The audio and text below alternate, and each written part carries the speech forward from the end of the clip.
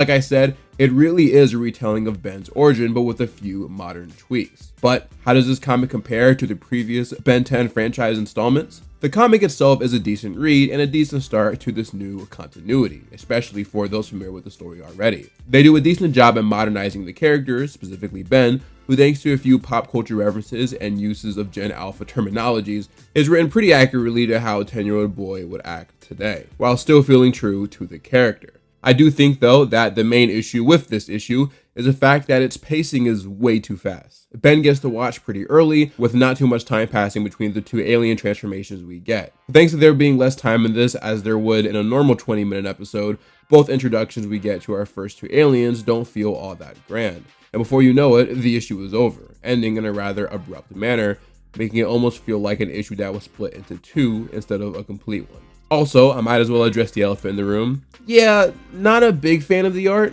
Fortunately, I'm not as big on art as some comic fans are, and it never really hindered my enjoyment, but still, I wish it was a bit more polished and consistent. Maybe it's because they're leaning towards a more mature, cosmic horror type of style, as we see with some of the transformations themselves, but Ben himself looks kinda creepy sometimes.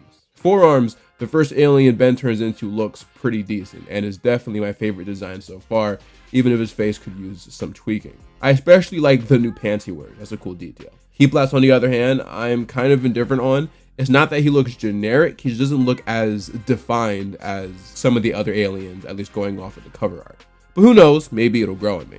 Vilgax's new design is pretty sick though, he definitely looks menacing. To be honest, even if this issue was horrible, I'd probably keep up with it anyway, cause it's Ben 10, but fortunately, that's not the case. Even putting my bias for the franchise aside, I still think the issue, even with its flaws, was a solid reintroduction to the Ben 10 mythos that offers a nice mixture of familiarity and new creative choices that'll definitely keep a lot of readers interested. I know I'll be buying an issue every month and likely reviewing them as they come out as well. It's just the first issue after all, and I definitely see this getting better as time goes on. And considering it's already off to a decent start sales-wise, I can also sense that this new era won't just be exclusive to comics for much longer.